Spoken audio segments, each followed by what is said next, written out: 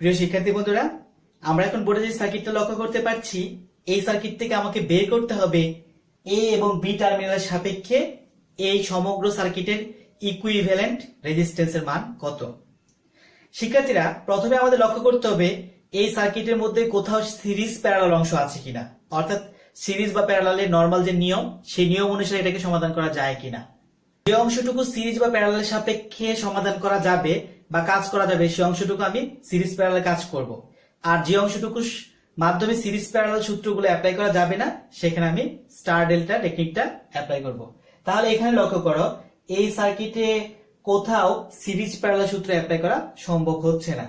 যার বিধে আমি কি করব, এটাতে স্টার ডেল্টা যে টেকনিক সেটা আমি অ্যাপ্লাই করব। অ্যাপ্লাই করার মাধ্যমে এই সার্কিটের যে টোটাল রেজিস্ট্যান্স সেটা নির্ণয় করার প্রক্রিয়াটা শুরু করব। ঠিক আছে, লক্ষ্য করো, এখানে কিন্তু একটা ডেল্টা রেজিস্ট্যান্স আছে, তাই না? এই ডেল্টা রেজিস্ট্যান্সকে আমি কিসে রূপান্তর করব? স্টারে রূপান্তর করব। আরেকটা ডেল্টা দেখো কোথায়, এই যে দেখো নিচে আরেকটা কি আছে, এখানে ডেল্টার মতো আছে, তাই না? তাহলে এইটাকে আমি কিসে রূপান্তর করব? স্টারে রূপান্তর করব। শিক্ষার্থীরা, এটা কিন্তু দেখতে ডেল্টার মতো মনে হচ্ছে না, তাই তো? কিন্তু এইটাও একটা ডেল্টা। কিভাবে ডেল্টা? কারণ দেখো, এইটার যে বিন্দুটা আর এইটার যে বিন্দু, দুইটা বিন্দু কিন্তু একত্রে যুক্ত আছে। তারপরে আমি বলতে চাচ্ছি, দেখো আমি এটাকে একটু জাস্ট সাজিয়ে যদি লিখি কেমন দেখাবে। আমি এইটাকে টেনে এদিকে নিয়ে আসলাম আর এইটাকে টেনে এখানে নিয়ে আসলাম।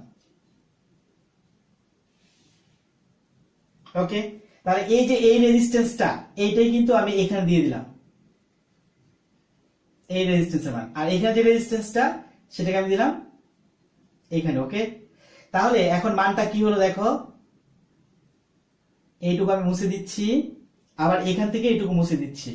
আর এই রেজিস্ট্যান্সটা কোনটা? এই রেজিস্ট্যান্স 1 ওহম বলতে কোনটাকে বোঝাবো? আমি এইটাকে বোঝাবো। তাহলে আগে যে সার্কিট ছিল এবং আমি মডিফাই করার মাধ্যমে যে সার্কিটটা অঙ্কন করলাম, এই দুটোর মধ্যে কোনো ধরনের পার্থক্য নেই। এখন দেখো, এ একটা ডেল্টা, একে আমি স্টারে রূপান্তর করব, আবার এ একটা ডেল্টা, একে আমি স্টারে রূপান্তর করব। তুমি হয়তো ভাবতেছো যে এটা একটা ডেল্টা, যে যদি ওকে আমি স্টারে রূপান্তর করি, তাহলে এখানে তো একটা ডেল্টা আছে, তাকে কেন স্টারে রূপান্তর করব না? শিক্ষার্থী, একটু লক্ষ্য করো, এই যে এই অংশটা যখন একটা ডেল্টা হয়ে যায়, তখন এই অংশটাকে তুমি ডেল্টা চিন্তা করতে পারো না। কারণটা কি? কারণ এই যে এই বাহুটা তো ওই ত্রিভুজের সাথেই চলে গেছে, মানে এইটা এখানে ডেল্টা গঠন করতে এই অংশটা চলে গেছে তার সাথে। তার মানে এখানে সংখ্যা, এখানে কয়টা রেজিস্ট্যান্স আছে? এ একটা আর এ একটা। যার বিধে এইটা একটা ডেল্টা, আর এটা ডেল্টা করার পর ও আর ডেল্টায় থাকে না। ওকে, যার বিধে আমি এখানে ডেল্টা অ্যাপ্লাই করবো না। আরেকটা ডেল্টা এখানে আমি পেলাম, তাই না? তাহলে এই ডেল্টাটাকে স্টারে রূপান্তর করব এবং এই ডেল্টাটাকে কি স্টারে রূপান্তর করব। তার আগে চলো আমি বিভিন্ন অংশের নাম দিই। এটা যেহেতু এ, এটা এখানে বি আছে, তাই এটা হচ্ছে সি, এই বিন্দুর নাম হচ্ছে ডি, এইটা হচ্ছে ই, এফ, আর এইটার নাম দিলাম আমি জি। সবগুলো ছোট হাতে দিলাম। ওকে, তাহলে যতগুলো আমার নোড ছিল, প্রত্যেকটা নোডে কিন্তু আমার নামকরণ করা শেষ। এখন দেখো, প্রথম যেই ডেল্টাটা আছে সেটার নাম কি? আমি বলতে পারি সিডিএ। সলিউশন শুরু করলাম। তাহলে আমি লিখতেছি ডেল্টা সিডিএ কে, ডেল্টা সিডিই, ডেল্টা সিডিই কে স্টারে রূপান্তর, স্টার এ রূপান্তর। এখন শিক্ষার্থী লক্ষ্য করো, একটা ডেল্টাকে যদি স্টারে রূপান্তর করতে চাই, তাহলে আমি কি কাজটা করি? আমি জাস্ট ডেল্টার ভেতরে একটা ড্র, অর্থাৎ হচ্ছে ডটেড লাইন দ্বারা কি করি, একটা স্টার অঙ্কন করি, তাই না? তাহলে চলো, এই ডেল্টাটার ভেতরে আমি স্টার একটা অঙ্কন করব। 4 ওহমটা এদিক দিয়ে আসছে, আমি জাস্ট 4 ওহমটা এখান দিয়ে নিয়ে আসি, 2 ওহম এদিকে আছে, 2 ওহমটাকে এদিকে নিয়ে আসলাম। ওকে, আচ্ছা, তাহলে এখন দেখো, এই ডেল্টার ভিতরে আমি কি আছে, একটা ডট রেখা দিয়ে এখানে একটা স্টার কল্পনা করছি। আমি যেহেতু কল্পনা করছি, তাই এটাকে আমি ডাইরেক্টলি না এঁকে একটা ডটেড লাইন দ্বারা রাখছি। আর একটা কথা হচ্ছে, এটা কিন্তু বাধ্যতামূলক না যে তোমাকে আঁকতেই হবে। তুমি যদি এটা মনে মনে কল্পনা করে নিতে পারো, তাহলে তোমার এটা আঁকার কোনো দরকার নেই। আর তুমি যদি এঁকে নাও, তাহলে তোমার ভুলটা কি হবে, একটু কম হবে।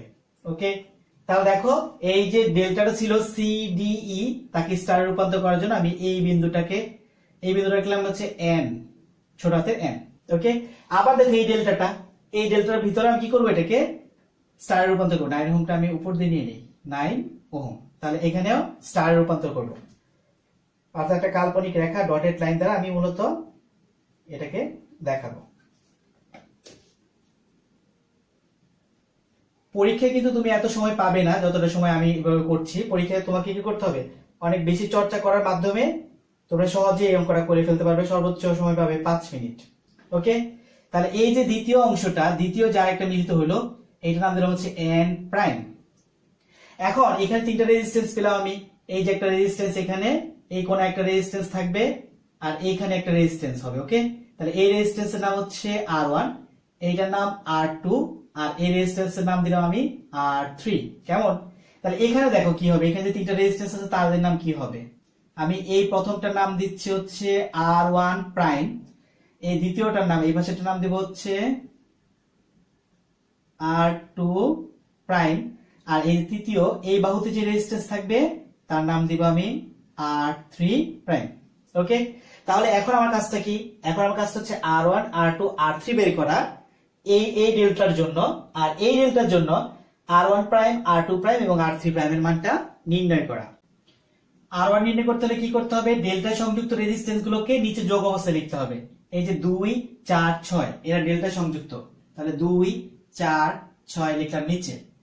আর উপরে কি লিখবো, উপরে লিখবো এই রেজিস্ট্যান্সের দুই পাশে যা আছে তাদেরকে গুণ অবস্থায়, তার মানে 4 গুণ 6 কি দাঁড়ালো মানটা, নিচে হচ্ছে 12, উপরে হচ্ছে 24। ক্যালকুলেশন করে মান কত হবে, 2 ওহম। এবার আসো R2 তে, R2 এর মানটা নিচে সেম অবস্থা, ডেল্টা সংযুক্ত যে রেজিস্ট্যান্স গুলো আছে তাদেরকে আমি সিরিজে যুক্ত করব। R2 বলতে এইটা, তাহলে এই দুটো হচ্ছে গুণ, নিচে তো অলরেডি যোগ করলাম, তাহলে কি কি গুণ হবে, 2 গুণ 6, তাহলে তার মানটা কত পাচ্ছি, নিচে 12 উপরেও 12, ক্যালকুলেশন করে 1 ওহম।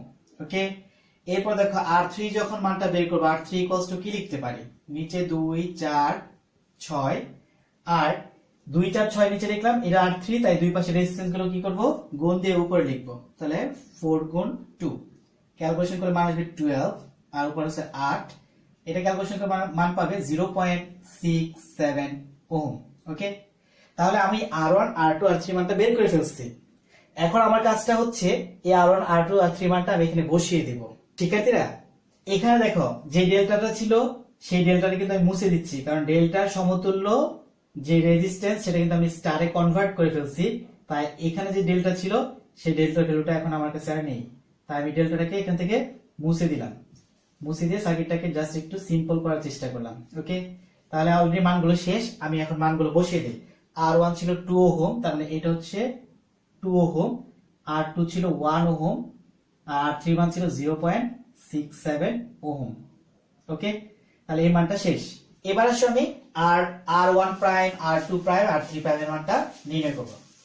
প্রথমে আমি নির্ণয় করলাম হচ্ছে R1 প্রাইম, তার মানটা কি, যেহেতু ডেল্টা আছে নিচে যোগ করতে হবে, এই 1 ওহম 5 ওহম 9 ওহম, 1 5 9। ওকে, আর যেহেতু R1 প্রাইম বের করতেছে, R1 প্রাইম তার দুই পাশে রেজিস্ট্যান্স হচ্ছে 1 টাইমস 9, কি দাঁড়াচ্ছে, নিচে হচ্ছে 15 উপরে 9, টোটাল যদি আমি ক্যালকুলেশন করি এর মান আসবে। শিক্ষার্থীরা, এই সার্কিটকে আমি এভাবে অঙ্কন করেছি, এখানে এর সাথে 5 ওহম, এ এবং সি এর সাথে ছিল 5 ওহম, এ এবং সি এর সাথে এখানে 5 ওহম আমি দিয়ে দিলাম। এরপর লক্ষ্য করো, এখানে সি থেকে এন প্রাইম পর্যন্ত যে অংশটা, এই দুটো যুক্ত করলে যে মানটা পাবো 4 এবং তার সাথে 0.6 যুক্ত করলে পাবো হচ্ছে 4.6, তাহলে এই দুটো যুক্ত হয়ে কোন বিন্দু আসছে, এটা এন, এটা হচ্ছে ছোট হাতের এন প্রাইম বিন্দু। ওকে, এরপর লক্ষ্য করো, এখান থেকে এন প্রাইম থেকে জি পর্যন্ত ছিল 0.33, এই যে এখানে এন প্রাইম থেকে জি পর্যন্ত 0.33। এরপর আসো সি থেকে এন পর্যন্ত যে অংশ তার নাম হচ্ছে 2 ওহম, তাহলে সি থেকে এখানে একটা জিনিস আমি দেখাই, এখানে এন এবং ডি, এই এন আর ডি কি একই লাইন, তো যার বিদায় আমি দুইটাকে একত্রে যুক্ত করে এই লাইনটাকে আমি ডাইরেক্ট কি দিয়ে দিলাম বলতো, ডি দিয়ে দিলাম। ওকে, এটা হচ্ছে ডি। এখন লক্ষ্য করো, তাহলে এই এখান থেকে এইটুকু পর্যন্ত 2 ওহম, আর এখান থেকে এইটুকু পর্যন্ত 1 + 3 = 4 ওহম, তাহলে এরপরে এটা এসে 4 ওহম যুক্ত রাখা আছে জি এর সাথে, এই জি এর সাথে, তার মানে হচ্ছে এই সার্কিটটার সমতুল্য সার্কিট, এটা আমি বলতেই পারি, তাই না। এখন কি কাজটা করব দেখো, আমি অংশটুকু মুছে দিচ্ছি। এই অংশটুকু মুছে দিয়ে আমি মূলত এখানে আরেকটু কিছু গাণিতিক সমস্যাটার সমাধান করব। ওকে, দেখো আমি কি করছি। এখানে একটা ডেল্টা দেখতে পাচ্ছ, এই যে ডেল্টা, আমি এই ডেল্টাকে নিয়ে কোনো কাজ করব না। আমি কিন্তু এখানে একটা স্টারও দেখতে পাচ্ছি। কোনটুকু স্টার? এই দেখো, এইটা এইটা এইটা এইটা এইটা এইটা মিলিয়ে কি একটা স্টার। তারপরে আমি দেখছি এটাকে এরকম এরকম এরকম আর হচ্ছে এরকম। তাহলে দেখো এটা হচ্ছে কত, 2 ওহম, এটা হচ্ছে 3.67 ওহম, এটা হচ্ছে 4 ওহম। তাহলে এইটা কিন্তু একটা কি স্টার, আর এই স্টারকে আমি ডেল্টায় কনভার্সন করব। ডেল্টা করলে কি হয় বলো? ডেল্টা করলে জাস্ট এখানে একটা কি করব, এখানে একটা রেজিস্ট্যান্স নিব, আবার এখানে একটা রেজিস্ট্যান্স নিব, আবার এদিক থেকে একটা রেজিস্ট্যান্স নিয়ে মূলত এই স্টারটাকে ডেল্টায় রূপান্তর করব। তাহলে এইটা আমি এখানে দেখাই কিভাবে নিচ্ছি। দেখো, এই ধরো এদিক দিয়ে একটা রেজিস্ট্যান্স, একটা ডেল্টাকে মানে সরি একটা স্টারকে ডেল্টায় রূপান্তর করতে চাচ্ছি। তাই কি করতে হবে, এই একটা, তারপর হচ্ছে আমার ডেল্টা বানাতে হলে কয়টা রেজিস্ট্যান্স লাগবে? 3টা রেজিস্ট্যান্স লাগবে, এবং কি গঠনাকৃতি কেমন থাকবে? একটা ত্রিভুজের মতো থাকবে। দেখা যাক আমি কতটুকু আঁকতে পারি।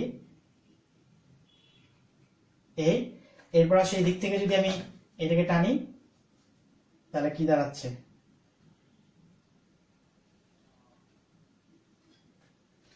যদি একটু বাইরেতে চলে গেছে, জাস্ট তোমরা একটু সুন্দর করে এঁকে নিও,